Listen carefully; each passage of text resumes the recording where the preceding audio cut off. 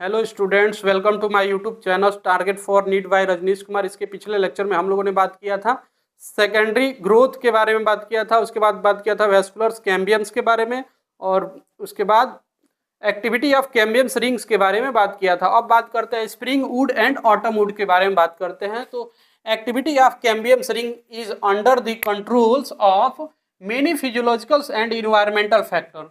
Activity of cambium rings की activity जो होते हैं अंडर कंट्रोल जो होता है मेनी फिजियोलॉजिकल एक्टिविटी के द्वारा कंट्रोल होता है, और जो होता है इन्वायरमेंटल फैक्टर्स के द्वारा। इन टेम्परेट रीजन्स, इक्वेटर, ये जो होता है इक्वेटर होता है, उसके जस्ट ऊपर जो होता है ट्रॉपिकल होता है, उसके बाद आता है सब ट्रॉपिकल, फिर आता है टेम्परेट आता है। इस रीजन में जो होता है the temperate regions the climatic conditions are not uniform. Temperate region में क्लाइमेटिक कंडीशन जो होता है एक समान नहीं होता है थ्रू द ईयर्स, यानी साल भर जो होता है इसका क्लाइमेटिक कंडीशन जो होता है एक समान नहीं होता है। इन दी स्प्रिंग सीजन्स, स्प्रिंग सीजन जो होता है में यानी बसंत ऋतु में cambium is very active. Cambium ring जो होता है कैम्बियम जो होता है वेरी एक्टिव होता है and produce a large numbers of xylary element. और ये जो होता है कैम्बियम प्रोड्यूस करता है लार्ज नंबर में जाइलरी एलिमेंट्स को प्रोड्यूस करता है। हैविंग वेसल्स, जैसे कि वेसल्स विथ वाइडर कैविटी, और वेसल्स के साथ साथ होता है वाइडर कैविटी भी प्रोड्यूस करता है cambium ring.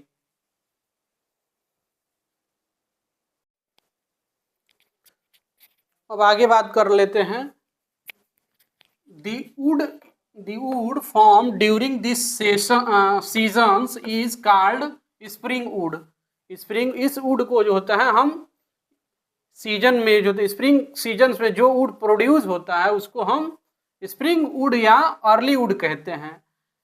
In winter the cambiums is very less active होता है, और वही कैम्बियम्स रिंग जो होता है वो विंटर सीजन्स में लेस एक्टिव होता है, जिसके कारण जो होता है and form fewer xylary element, जिसके कारण जो होता है फ्यूअर जो होता है जाइलरी एलिमेंट प्रोड्यूस होता है।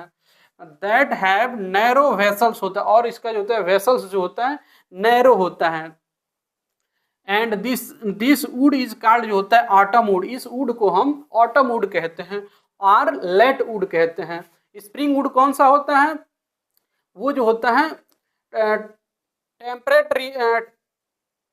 टेम्परेट रीजन में पाया जाता है, और उसका जो होता है कैम्बियम रिंग जो होता है मोर एक्टिव होता है और लार्ज नंबर ऑफ जो होता है जाइलरी एलिमेंट प्रोड्यूस करता है, उसको हम स्प्रिंग वुड कहते हैं। जबकि ऑटम वुड जो होता है, ऑटम वुड जो होता है ये विंटर सीजन में प्रोड्यूस होता है, और स्प्रिंग वुड स्प्रिंग सीजन्स में प्रोड्यूस होता है।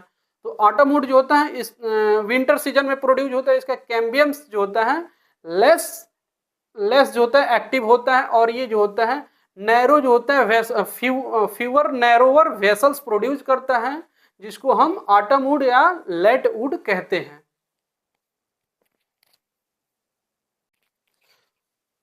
अब हम बात कर लेते हैं स्प्रिंग वुड और ऑटम वुड का कलर के बेसिस पे उसके वुड के बात कर लेते हैं। The spring would is lighter in colours. Spring would का कलर जो होता है लाइटर्स होता है एंड लोअर डेंसिटी, और उसका जो होता है डेंसिटी जो होता है लो होता है। Whereas the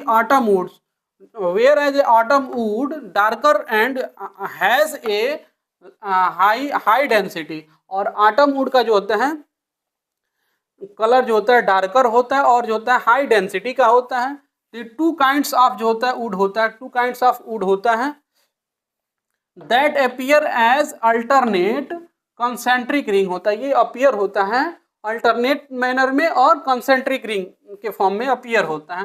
constituent the annuals ring, ये जो होता है एनुअल्स रिंग का कॉन्स्टिट्यूएंट होता है।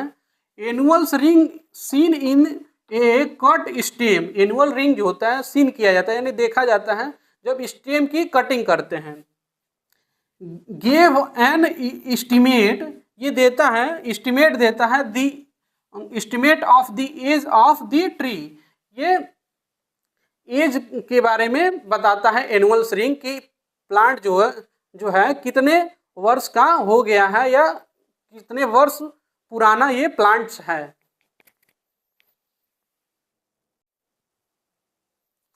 अब बात करते हैं हम हार्डवुड और सैपवुड के बारे में बात कर लेते हैं। तो इन ओल्ड ट्री, ये होते हैं ओल्ड ट्री में the greater part of the secondary xylem, greater जो होता है पार्ट पाया जाता है, सेकेंडरी जाइलम का ज्यादा पार्ट प्रेजेंट होता है, जो कि इन इज डार्क ब्राउन होता है, जो कि सेकेंडरी जाइलम जो होता है डार्क होता है और ब्राउन्स होता है due to deposition of organic compound होता है। और डार्क सेकेंडरी जाइलम जो होता है डार्क ब्राउन होता है क्योंकि उसमें जो होता है डिपोजिशन होता है, ऑर्गेनिक कंपाउंड का डिपोजिशन होता है, like tannin, resins, oil, gums, aromatic substances का जो होता है डिपोजिशन होता है, and essentials oil in the centrals are inner most layers of the stem.